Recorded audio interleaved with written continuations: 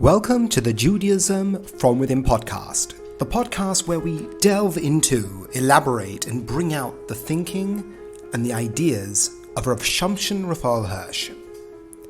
I'm Simi Lerner. Not to hate. Now that is a commandment that people understand. Don't hate the sinner, hate the sin.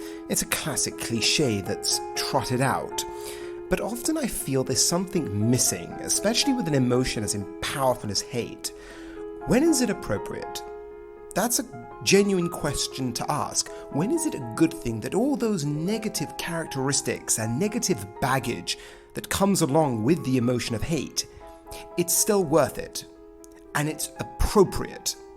That's what Rav Hirsch does when he discusses this mitzvah, the commandment not to hate your brother, not to hate your fellow. That's one of the commandments in the Torah.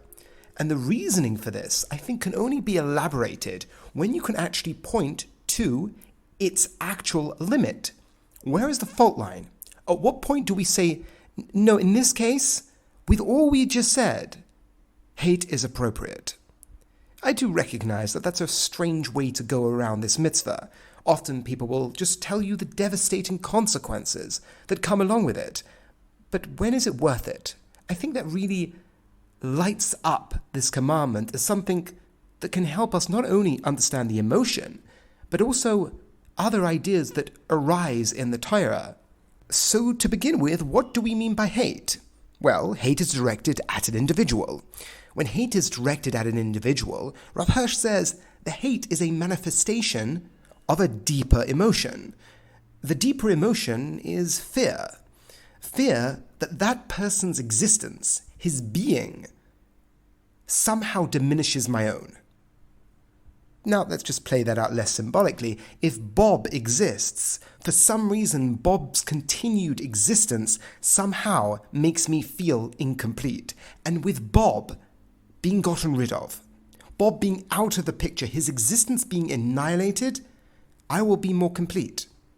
Now, this could be stemming from two reasons. One, Bob is trying to get something that I want, and without this thing, I will be incomplete, and Bob's existence is a constant hindrance to my completeness.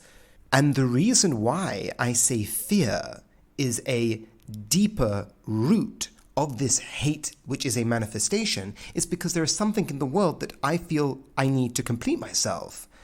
If this person's continued existence prevents that, that is a fear of me being in this incomplete state perpetually.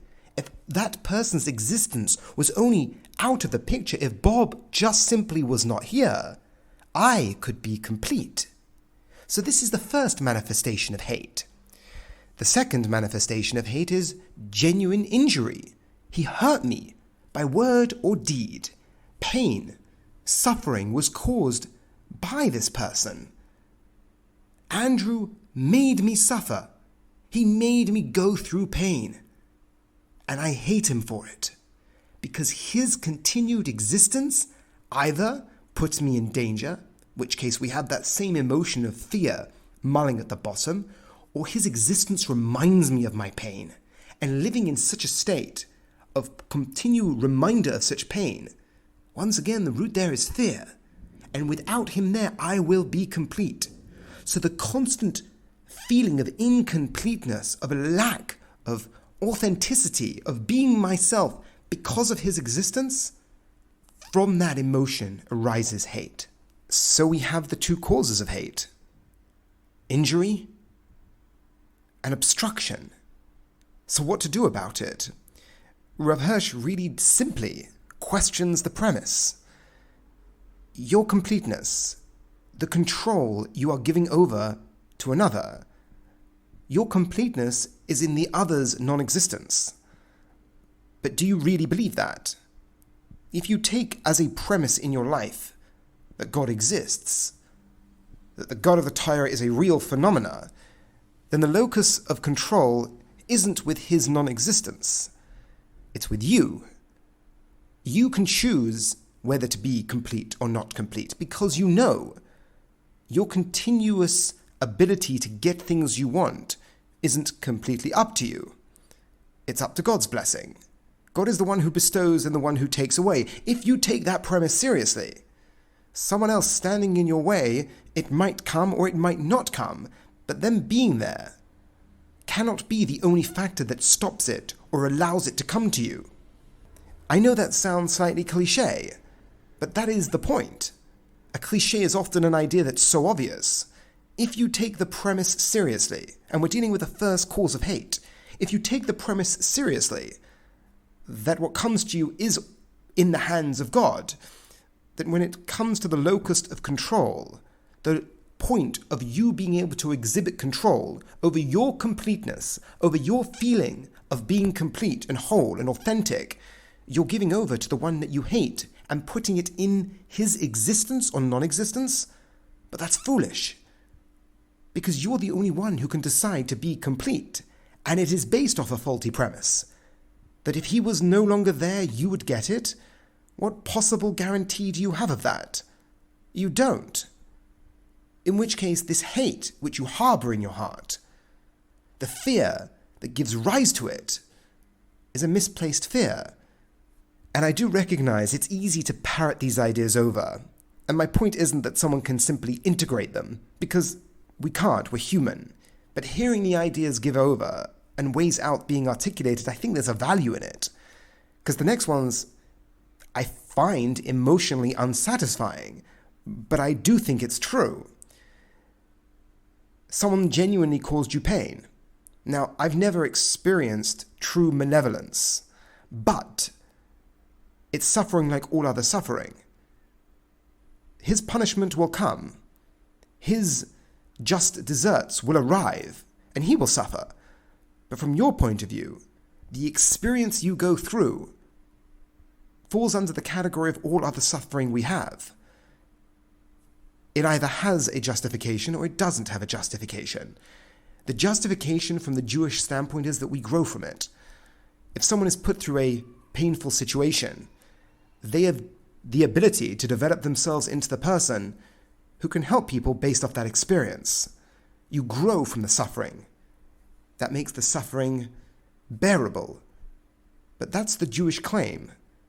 The claim that Hirsch made when we spoke about suffering was that we look at it as a training process, an uplifting process or a waking up process. If that comes to us by the hand of God directly or it comes to us by the hand of someone else, it's still suffering. In one situation, we look to God. In the other situation, we still look to God. Even though the one who was the perpetrator will suffer for the evil that he has done. From my point of view, once again, looking at the locus of control, the point where the control lies, I approach it by way of training. And then I can bear the pain. So once again, in this second mode of how fear rises up of my inability to feel a complete person if this person's existence continues, because of the pain they caused me. And if they were only gone, I wouldn't feel it. Hirsch says, once again, let's question that premise. You're in a state of pain, but like all states of pain, we have a mode to look at that in. A mode that allows the pain and the suffering to be bearable. Doesn't justify it, but it allows us to bear the pain, because we look at it as an opportunity in training from a loving Father. That's if we see it directly from God's hand. But if we see it from the hand of another, the premise remains the same. The only difference here is that they will have to answer up for their evil. And they will have to answer up for the pain that they caused you. From your point of view, the control still lies with you. So we spoke about two ways that hate rises up in our lives and how to combat it. But when should we hate? When is the point where, no, it's not hate the sin, it's hate the sinner? And Hirsch says that the idea remains consistent. If someone has so identified themselves with the bad, with the evil, with that which is morally reprehensible, they've thought it through and they continue, for whatever reason, with their disillusionment with reality, with their hate of existence itself, they perpetuate evil. They think about it consciously. They do it. They encourage others. That is something that is no longer an individual who is doing evil. They have identified themselves so completely with the phenomena that you need to hate that. And there's pain that comes along with that hatred. You will be incomplete. And this is a situation where the concept really comes full circle. And the answer is, when that evil is destroyed, you will feel more complete. And your lack of completeness is a good thing, because it motivates you to fight evil. It motivates you to work towards the destruction of evil. People often discuss this idea of Amalek. What is the idea of Amalek? How does it relate to us? What are we trying to say when we want to eradicate this? The eradication of that which identifies itself so completely with evil that it becomes the outward manifestation. Yes, things are incomplete in the world. You are incomplete.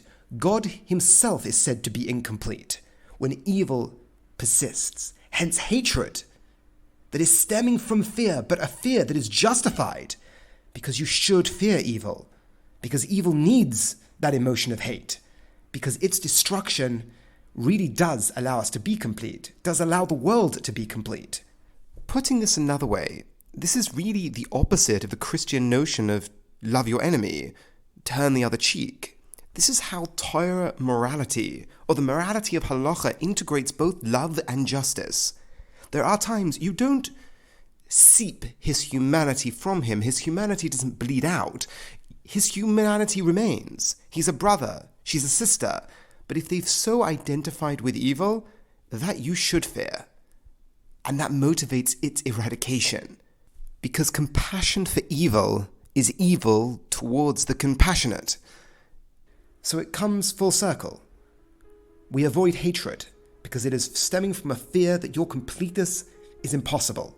But that's not true. You have the ability to be complete because you're dealing at the very root with a brother, with a sister, who's a child of God. And they have done evil, and they will suffer for that evil, and they will have to turn a new leaf and work better to avoid such evil further on in their lives. But it is not our job to hate them. But when it comes to someone who has identified himself so completely with that which is evil, then hatred is good. Hatred stemming from fear of the evil is necessary to motivate us in its eradication. Thank you so much for listening. I hope this was informative and transformative. Have a wonderful week.